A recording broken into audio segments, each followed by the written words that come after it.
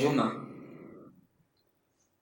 ہم پر بھی اللہ تبارک و تعالی کا بے حد فضل و احسان ہے کہ اس نے ایک اور مرتبہ ہماری زندگی میں رمضان جیسی عظیم نعمت نازل فرماتی۔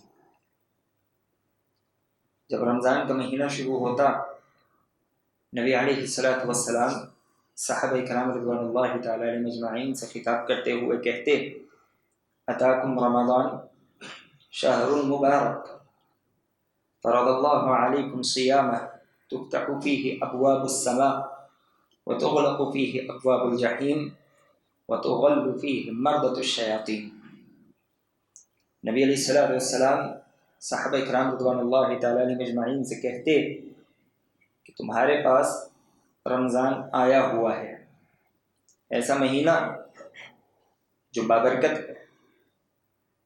یہ وہ مہینہ ہے جس میں آسمان کے دروازے کھول دیے جاتے ہیں، وتغلق ابواب الجحیم، جہنم کے دروازے بند کر دیے جاتے ہیں، وتغل فیہ مردۃ الشیاطین، اور اس مہینے سرکش شیاطین کو جکڑ دیا جاتا ہے، باندھ دیا جاتا ہے۔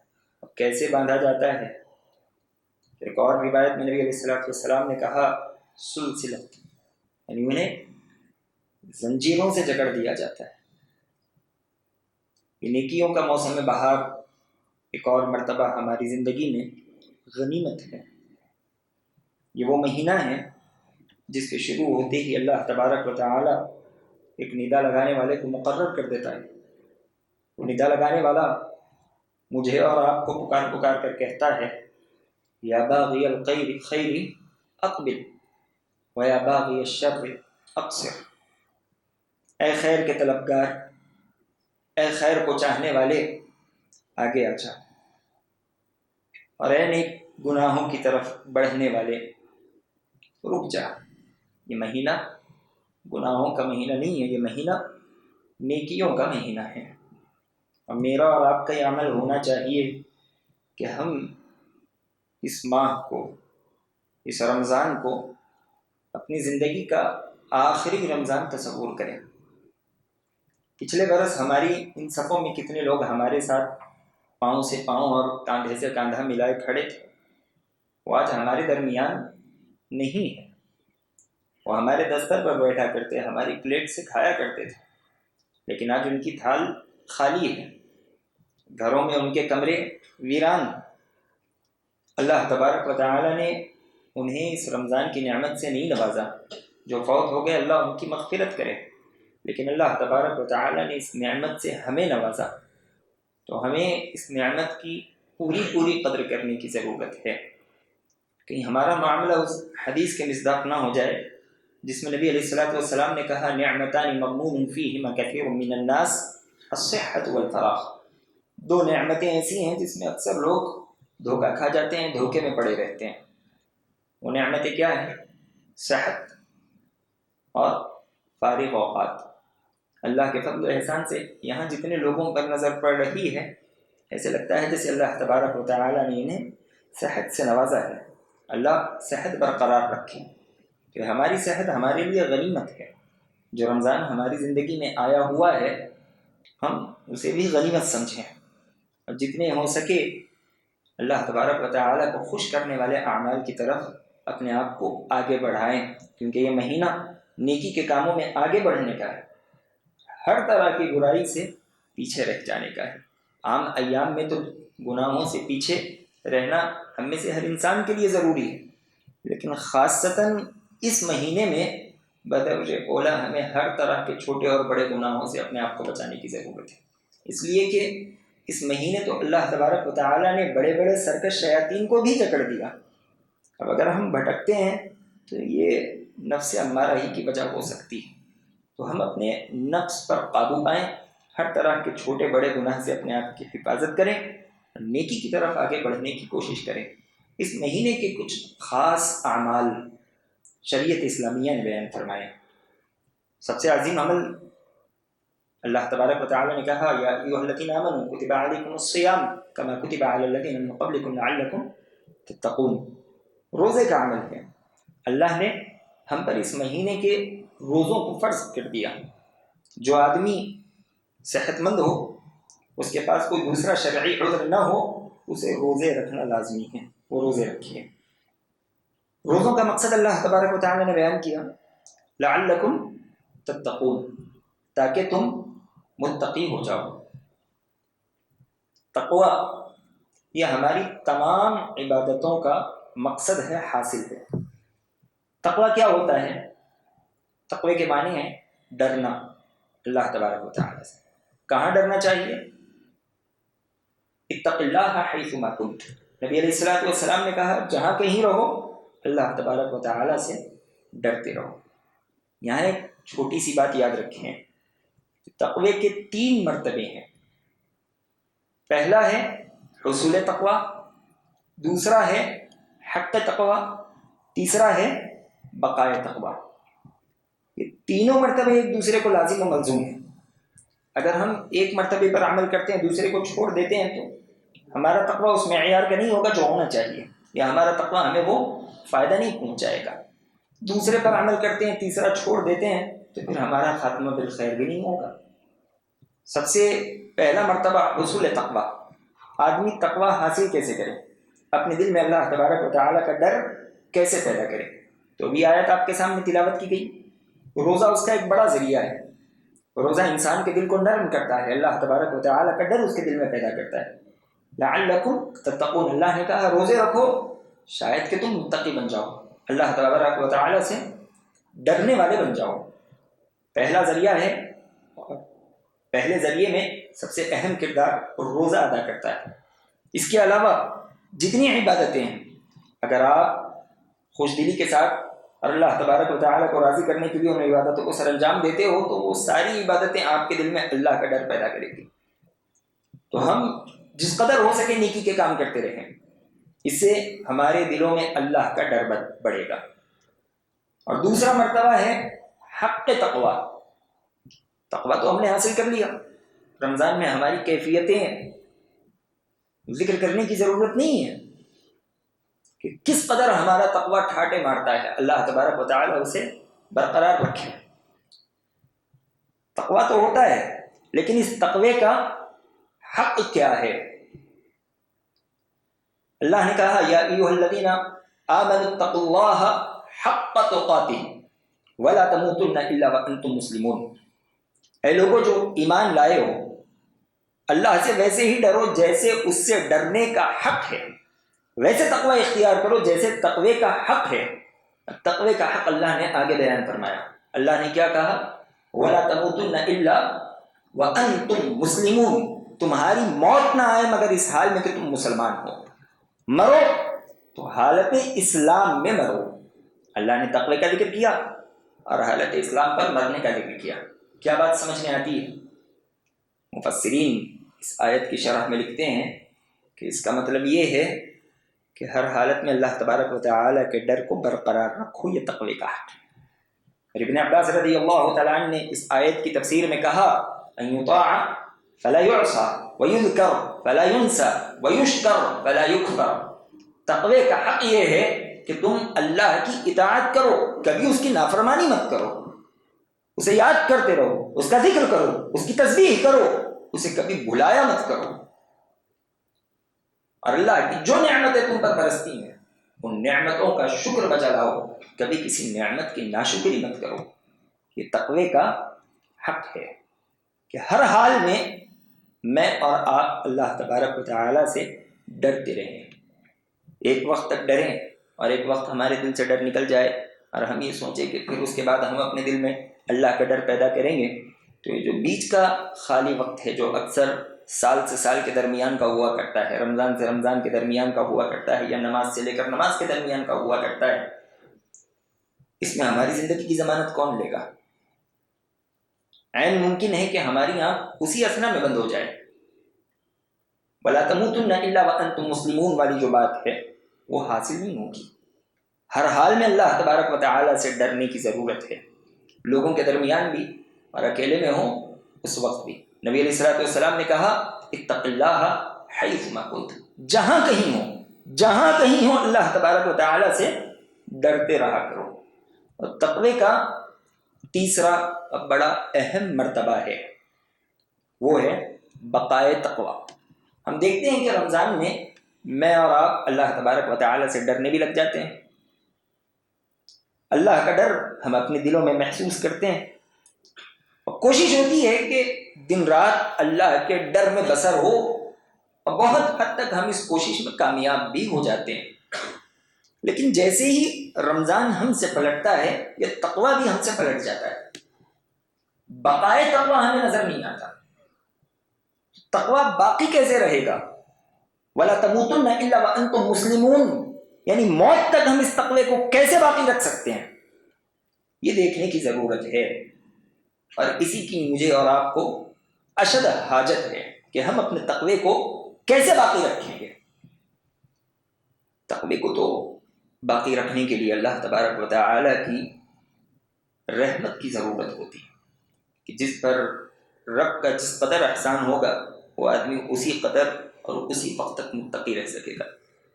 تو ہمیں بارہا اللہ رب العزت سے یہ دعا کرنی چاہیے کہ یا مقلب القلوب ثبت قلبی علی دینک، یا مصرف القلوب صرف قلبی علی طاعتک، اے دلوں کو پھیرنے والے میرا دل تیرے دین پر ثابت قدم رکھ، اے دلوں کو پھیرنے والے میرا دل تیری اطاعت پر ثابت قدم رکھ۔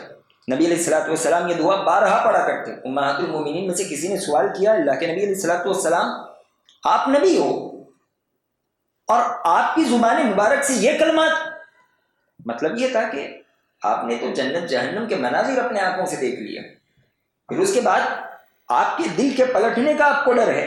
نبی علیہ الصلوۃ والسلام نے کہا ان قلوب العباد بین اصبعین من اصابع الرحمن یقلبها کیف یشاء۔ نبی علیہ الصلوۃ والسلام نے کہا کہ بندوں کے دل رحمان کے انگلیوں کے درمیان ہوا کرتے ہیں، اللہ تبارک و تعالیٰ اسے جب چاہے پھیر دیا کرتا ہے۔ دلوں کو اللہ کے ڈر پر باقی رکھنے کے لیے ہمیں سب سے پہلے اللہ ہی سے دعا طلب کرنی ہے، اللہ ہی سے مدد مانگنی ہے۔ اس رب العزت کی مدد کے بغیر ہم کچھ نہیں کر سکتے، ہم متقی نہیں رہ سکتے۔ ہماری حیثیت کیا ہے؟ اگر اللہ تبارک و تعالیٰ چاہے گا ہم اس کی عبادتوں پر برقرار رہیں گے، اگر وہ اللہ نہ چاہے تو پھر پتہ نہیں ہماری کیا گت ہو جائے گی۔ اللہ تبارک و تعالیٰ ہماری زندگیوں کو اس کے تقوی پر برقرار رکھے۔ بقائے تقوی کا ایک بڑا ذریعہ ہے صحبت صالحہ، اچھی دوستی۔ آدمی جس قدر اچھی دوستی اختیار کرے گا اسی قدر تقوی پر برقرار رہ سکے گا۔ نبی علیہ السلام نے کہا المرء علی دین خلیلہ فلینظر احدکم من یخالل، آدمی اپنے دوست کے دین پر ہوتا ہے، بس تم میں سے ہر انسان اچھی طرح جانچ پڑتال کر لے، دیکھ بھال کر دوستی کرے کہ وہ کسی اپنا ساتھی بنا رہا ہے۔ جیسا دوست ہوگا ویسے ہم ہو جائے، وہ نیکوکار ہوگا ہم نیکیوں کی طرف آگے بڑھنے والے ہو جائیں گے، وہ برائی کی طرف آگے بڑھنے والا ہوگا ہم بھی اس کے پیچھے پیچھے برائی کے راستے پر نکل جائیں گے۔ 99 قتل والے آدمی کا واقعہ ہم نے بارہا سنا ہوگا کہ ایک آدمی نے 99 قتل کر دیا، لیکن اس کے دل میں اللہ تبارک و تعالیٰ کا ڈر تھا، وہ توبہ کرنا چاہتا تھا۔ وہ عابد کے پاس آ گیا، جا کہ میں توبہ کرنا چاہتا ہوں، میں نے 99 قتل کر دیے۔ آپ لوگوں نے واقعہ بارہا سنا ہے۔ وہ تو بیچارہ عابد تھا، علم سے کورا تھا، اس نے کہہ دیا کہ 99 قتل کرنے کے بعد اللہ سے رحمت کی امید لگاتا ہے۔ اس نے اسے دھتکار دیا، وہ پہلے ہی اچٹ قسم کا آدمی تھا، 99 قتل اس نے کر رکھے تھے، تلوار کھینچی اور اس عابد کی گردن بھی اس نے مار دی۔ کتنے قتل ہو گئے؟ 100۔ لیکن دل میں ایک طرح کی بے چینی تھی، مغفرت کی امید اللہ سے اس نے لگائی ہوئی تھی۔ اس نے پھر پوچھ تاچھ شروع کر دی، کسی نے ایک عالم کی رہنمائی کی، وہ عالم کے پاس پہنچ گیا، اس نے پوچھا کہ کیا میری مغفرت ہو سکتی ہے 100 قتل کانٹوں پر؟ عالم نے کہا کہ کیوں نہیں ہو سکتی، تمہارے اور اللہ کے درمیان میں کون حائل ہو سکتا ہے؟ تم اللہ سے توبہ کرو، اللہ تمہاری توبہ قبول کرے گا۔ یہاں تک تو بات ہم نے بہت دفعہ سن رکھی ہے کہ اللہ 100 قتل والوں کو بھی معاف کر دیا کرتا ہے، لیکن اسی حدیث کا جو آگے کا حصہ ہے وہ بڑا اہم ہے۔ اس عالم نے قاتل کو یہ مشورہ دیا، اذهب الى ارض فلان فانه اناس يعبدون الله فاعبد الله معهم ولا ترجع الى ارضك فانه ارض اهل سوء۔ اس عالم نے کہا کہ تم توبہ کرنے کے بعد فلانی بستی کی طرف چلے جاؤ، اس لیے کہ وہاں کے لوگ اللہ کی عبادت کرتے ہیں، فاعبد اللہ معہم، ان کے ساتھ مل کر اللہ کی عبادت کرو، ولا ترجع الی ارضک، خبردار رہو کبھی اپنی بستی کی طرف لوٹ کر مت آنا۔ کیوں؟ فإنہ ارض اہل سوء، اس لیے کہ وہ برے لوگوں کی زمین، تم پلٹو گے تمہارا دل پلٹ جائے گا، تمہارے دل سے تقوی نکل جائے گا، تم پھر برائی پر گامزن ہو جاؤ گے۔ اس کے بعد بھی آپ نے سنا کہ وہ آدمی نکل پڑتا ہے اور بیچ راہ اس کی وفات ہو جاتی ہے۔ فرشتوں کے درمیان جھگڑا ہوتا ہے، ایک گروہ کہتا ہے کہ یہ 100 قتل والا ہے، جہنمی ہے، دوسرا کہتا ہے کہ نہیں، توبہ کر کے اللہ کے راستے کی طرف نکل رہا تھا، یہ جنتی ہے۔ اللہ نے تیسرے فرشتے کو بھیج دیا، زمین ناپی گئی، روایت میں آتا ہے کہ صرف ایک بالش، کتنی؟ ایک بالش یہ نیک لوگوں کی زمین کی طرف اپنے سینے سے گھس کر آگے بڑھ چکا تھا۔ اس ایک بالش کی وجہ سے اللہ تبارک و تعالی نے اس کی مغفرت فرما دی۔ تو نیک لوگوں کی صحبت انسان کو تقوی پر برقرار رکھتی ہے، نیک لوگوں کی صحبت انسان کو جنت تک پہنچا دیا کرتی ہے۔ ایک بالش نیک لوگوں کی صحبت کی طرف ہی آگے بڑھا ہوا تھا، اللہ نے اپنے فضل و احسان سے اسے جنت میں پہنچا دیا۔ حجر اسود کے متعلق نبی علیہ الصلوۃ والسلام نے کہا، ان حجر الاسود نزل من الجنہ وهو اشد بیاضا من اللبن فسودته خطایا بن آدم۔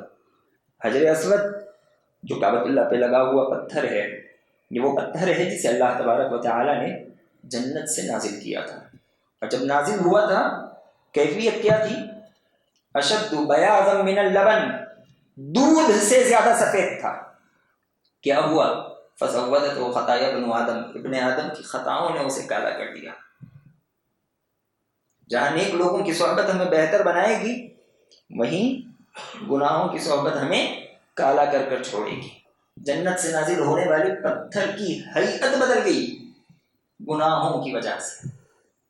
ترمذی کی روایت ہے، نبی علیہ السلام کا فرمان، مجھے اور آپ کو اپنی دوستیوں کا بڑا خیال رکھنے کی ضرورت ہے۔ جہاں تک بڑے بھائی کی بات ہو، والد کی بات، ماموں اور چچا کی بات ہو، تو ہم تو اپنے ماتحتوں کی دوستی کا بڑا خیال رکھتے ہیں۔ میرا بیٹا کس کے ساتھ اٹھ رہا ہے، کس کے ساتھ بیٹھ رہا ہے، رات میں کب آتا ہے، کہاں جاتا ہے۔ بڑا بھائی ہے تو چھوٹے بھائی کے معاملات کا خیال رکھتا ہے، ماموں بھانجے کے معاملات کا خیال رکھتا ہے، چچا بھتیجے کے معاملات کا خیال رکھتا ہے۔ انہیں تو اپنے بچوں کی دوستیوں کی بڑی فکر ہے، ہونی بھی چاہیے۔ یہ مسئول ہیں، کلکم راع وکلکم مسئول عن رعیتہ، ان سے سوال ہوگا، لیکن ہمیں خود کی دوستیوں کی فکر نہیں ہوتی۔ کیا ہم مامون ہیں؟ کیا ہمیں یہ ضمانت ہے کہ ہم چاہے کسی کے ساتھ بیٹھے ہم بدلنے والے نہیں ہیں؟ نہیں، جنت سے نازل ہونے والا پتھر بدل سکتا ہے تو میرے اور آپ کی کیا حیثیت ہے؟ جس قدر ہو سکے ہمیں اچھی دوستی اختیار کرنے کی ضرورت ہے۔ روایتوں میں آتا ہے کہ نبی علیہ السلام کی وفات کے بعد بلال رضی اللہ تعالیٰ عنہ نے ابو بکر صدیق رضی اللہ تعالیٰ عنہ سے اجازت طلب کی کہ اب مدینہ میں رہنا دل نہیں چاہتا، آپ مجھے اجازت دیجیے میں کہیں جہاد پر چلا جاؤں۔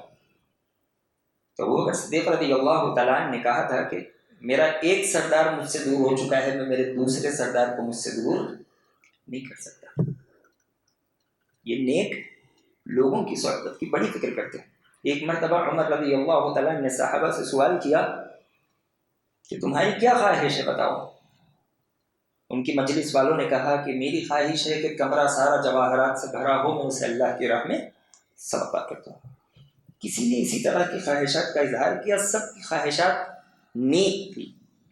عمر رضی اللہ تعالیٰ نے کہا کہ نہیں، میری یہ خواہش ہے کہ جو خالی جگہ ہے یہ اللہ کے نبی کے اصحاب سے بھری ہوئی ہو۔ نیک لوگوں سے بھری ہوئی ہو اور میں ان سے فائدہ حاصل کر سکوں۔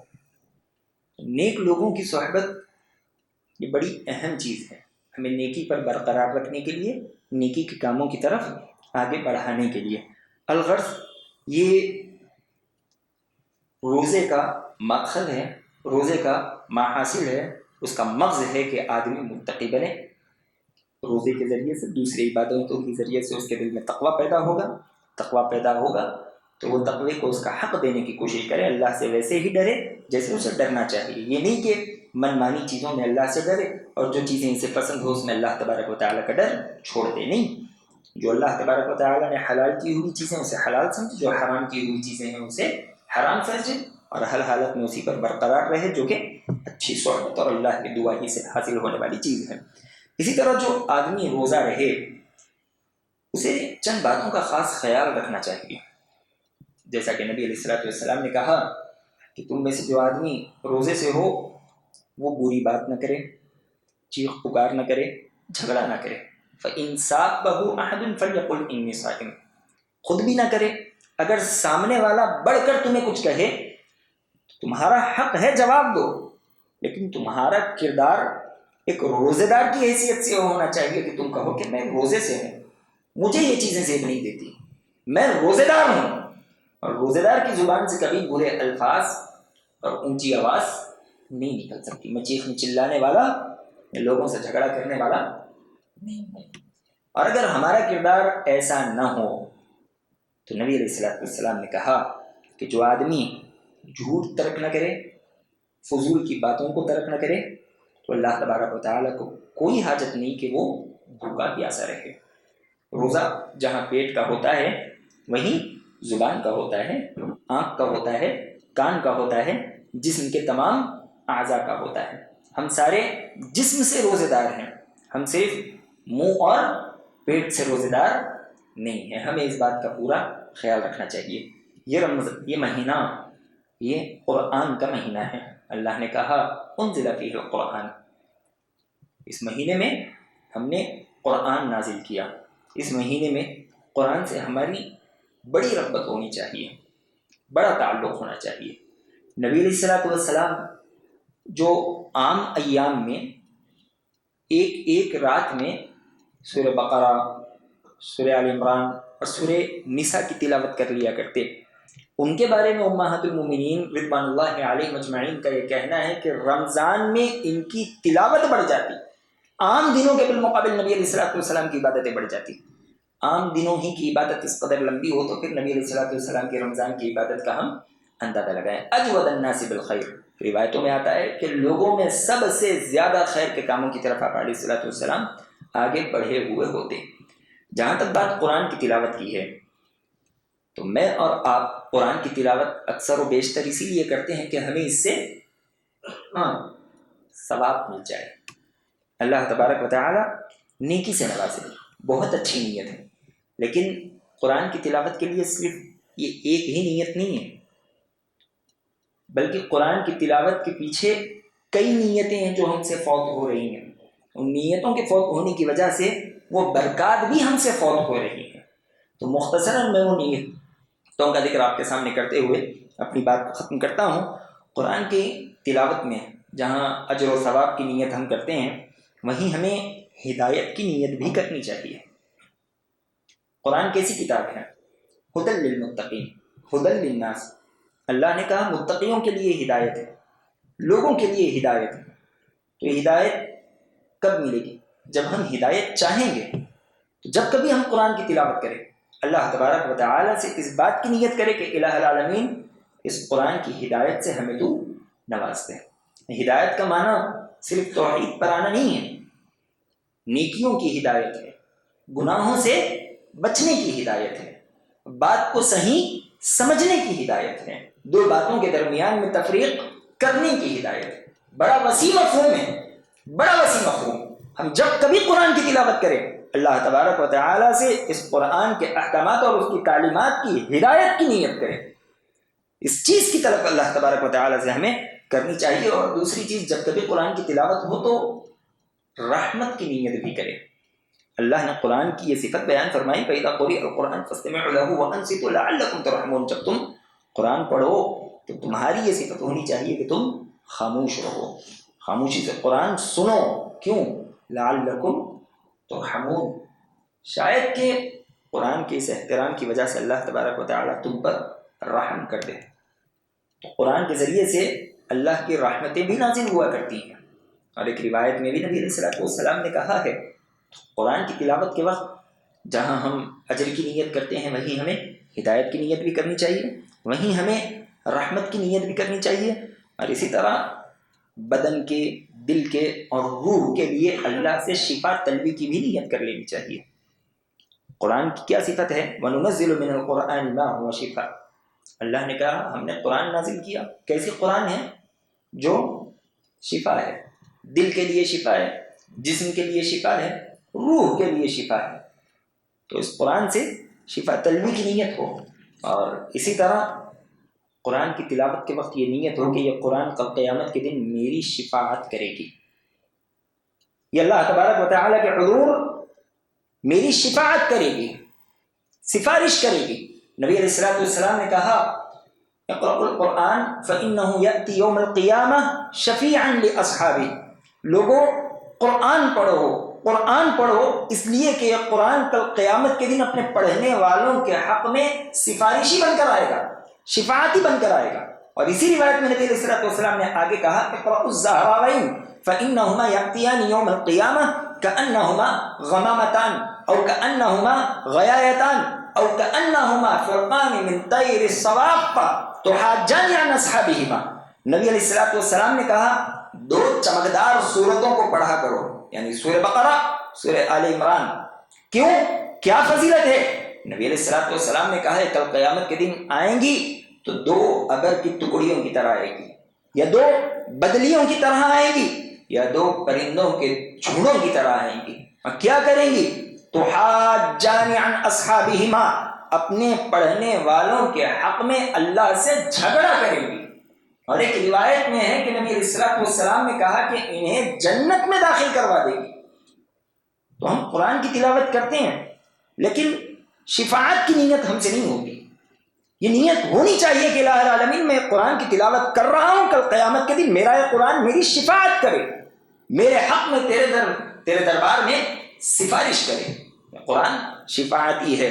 اور اسی طرح قرآن کی تلاوت کے وقت یہ بات بھی یاد رکھیں کہ اس تلاوت سے اللہ تبارک و تعالی ہمارے مرتبوں کو بلند کرتے ہیں، انفرادی طور پر بھی اور اجتماعی طور پر بھی. ان اللہ یرفع بہذا الکتاب اقواما، نبی علیہ السلام نے کہا کہ اللہ تبارک و تعالی اس کتاب کے ذریعے سے قوموں کو بلندی عطا کرتا ہے. جب کبھی قرآن کی تلاوت ہو ہم اللہ سے یہ نیت کریں کہ اللہ العالمین تو اس تلاوت کی وجہ سے ہمیں بلندی عطا کر. جو ذلت رسوائی آج ہمارے کاندھوں پر آ پڑی ہے، الہ العالمین اس قرآن کی برکت سے تو ان چیزوں کو دور کر دے. اور اسی طرح رقت قلب، دلوں کی نرمی کی نیت تو قرآن کے ذریعے سے ہونی چاہیے. اللہ نے کہا الم یأن للذین آمنوا ان تخشع قلوبهم لذکر اللہ، کیا ابھی مومنوں کے لیے وہ وقت نہیں آیا کہ وہ اللہ کے ذکر سے ان کے دل کانپنے لگ جائیں. قرآن دلوں کو نرم کرتا ہے.